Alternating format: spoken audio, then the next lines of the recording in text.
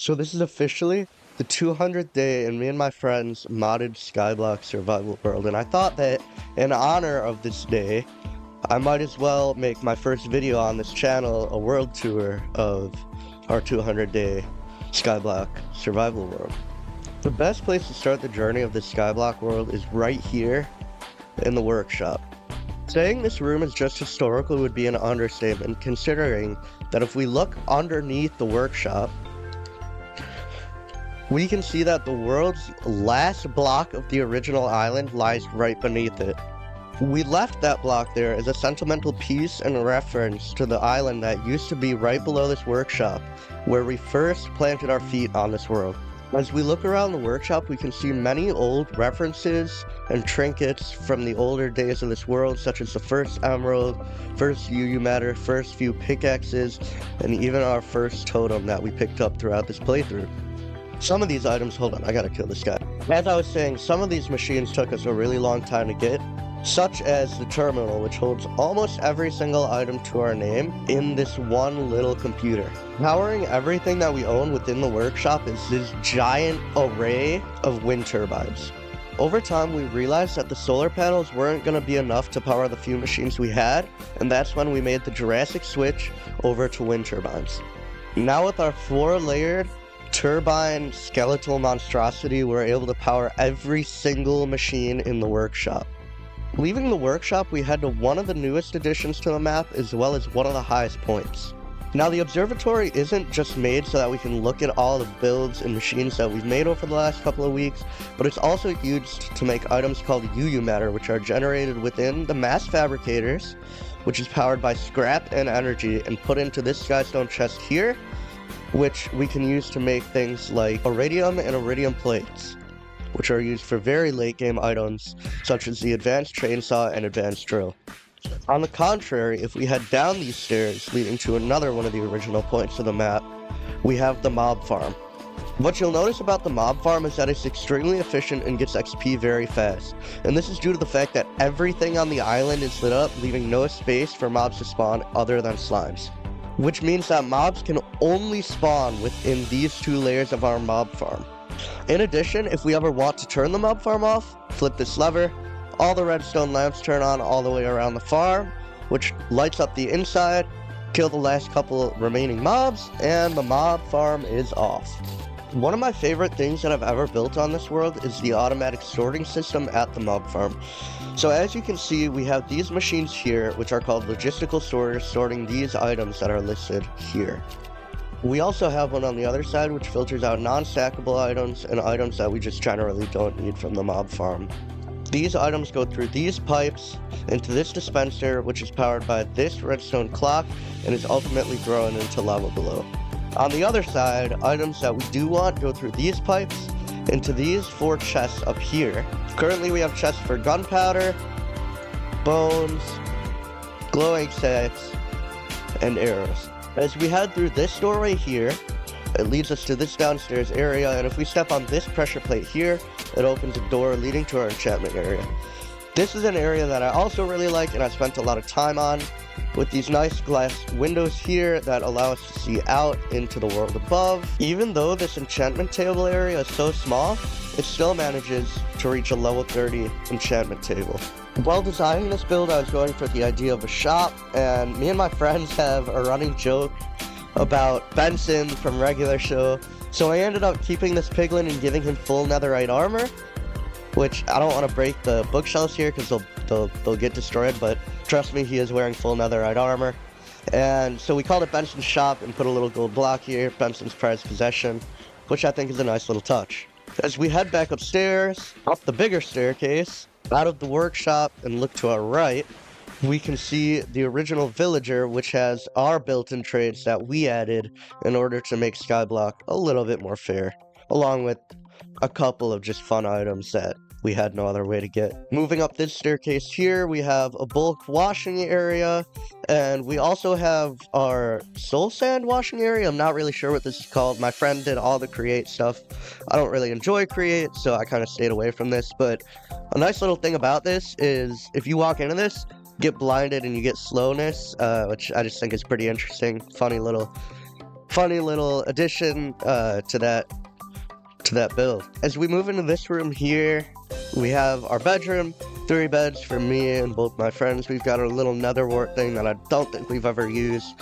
Chest full of mass amounts of lava that we will probably never end up using. We've got this table from WheatenEye's Thanksgiving and Modded Skyblock video. I'll link that in the description for you to go check it out.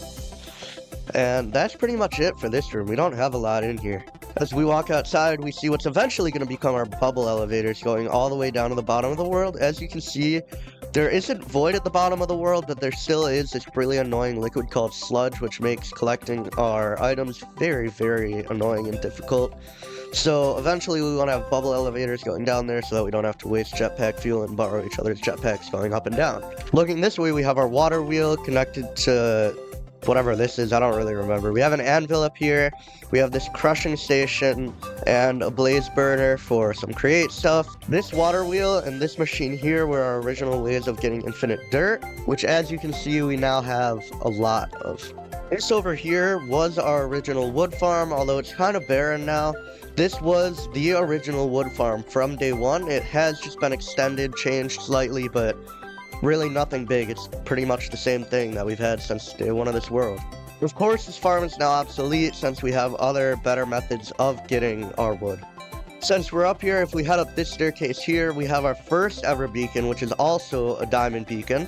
We have access to a lot of diamonds in this world. As you can see, I'm carrying 10 in my inventory along with like whatever 6 stacks of gold or whatever this is.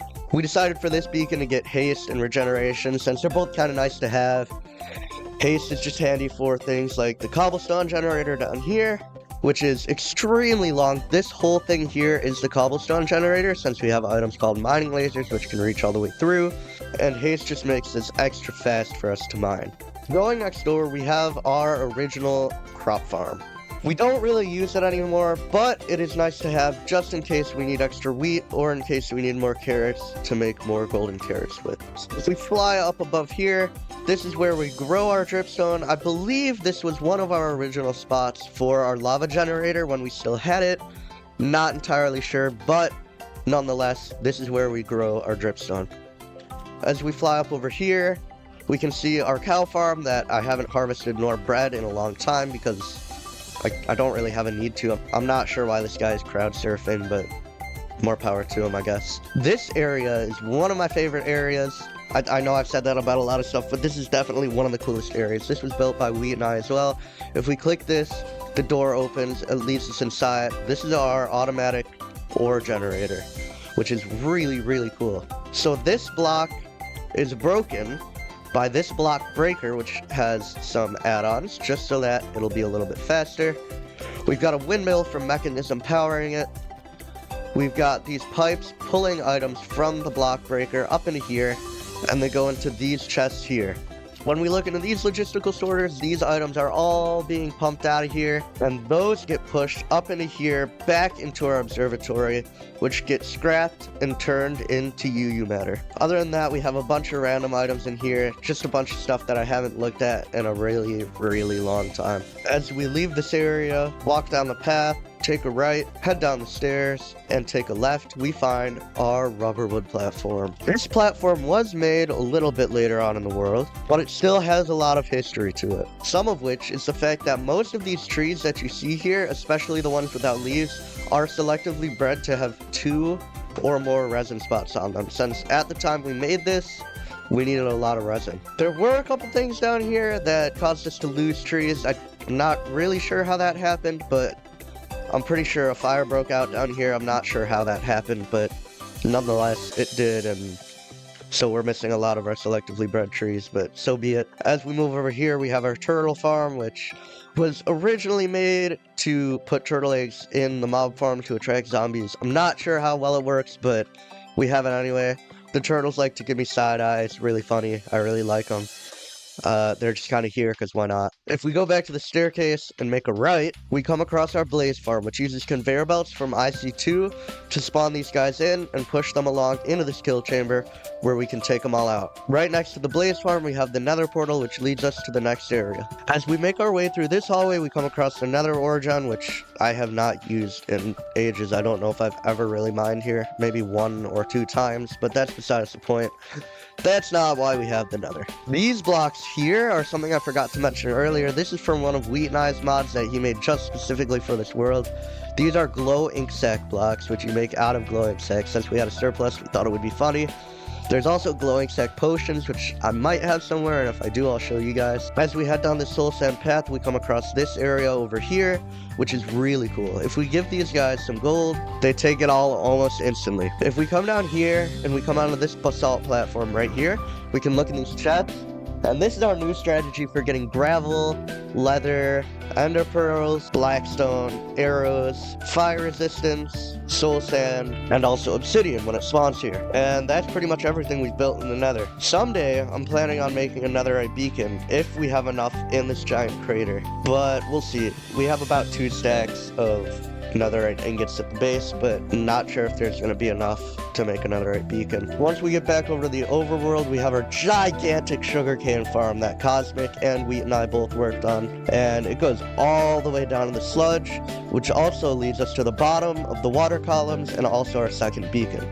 We also have our villager area down here, which allows us to trade glass for emeralds. It allows us to trade paper for emeralds, as well as get mending, and just more random cartographer trades. Once we get back to the top, we have our infinite water generator here, and as we move down this way and take a right, we have our mushroom farm, which I also haven't looked at in ages. The only reason I ended up making this area was to spawn brown mushrooms, which I needed in order to get weakness potions for villagers, and it was just a whole long process, but that's a story for a different time. Over here we have some mechanism machine that WheatenEye was working on. I'm not really sure what it does, but I know it has something to do with the factory up here, and it'll have something to do with the processing that we make automatic up here as well. I'm not really sure what it does. And as we get back up here, we come up to our automatic tree farm, which is our most efficient and newest way of getting wood, which this chest fills up extremely fast. So now we have pretty much as much wood as we're ever going to need. And as I did say I would do, I'll show you the glow ink potions that I added. There's a couple different variations of this,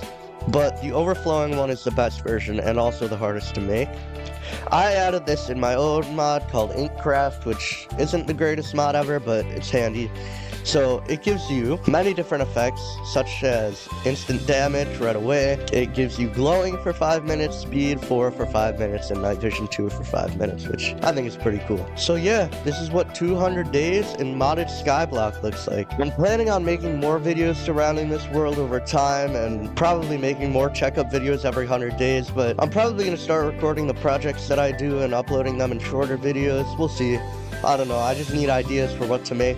Let me know down below if you want me to make more videos on this world and keep up the progress checks and whatever, and yeah, hope you guys enjoy it. The last thing I forgot to mention was our music area, which Wheaten just today organized to have all of the C418 discs, Kevin McLeod discs, and Rick Van Man discs all organized up. Kevin McLeod and Rick Van Man were both added in WheatenEye's mods, and they're both royalty free so that we can play them on stream. We also have all of our extra discs in these 2 chests, which are both pretty much full, which is pretty cool. And yeah, that's what 200 days in modded Skyblock looks like. If you stayed this far into the video, thank you so much for watching. I truly did put a lot of effort into this, and I stayed up a lot of long nights playing this world to make it look this cool for you guys.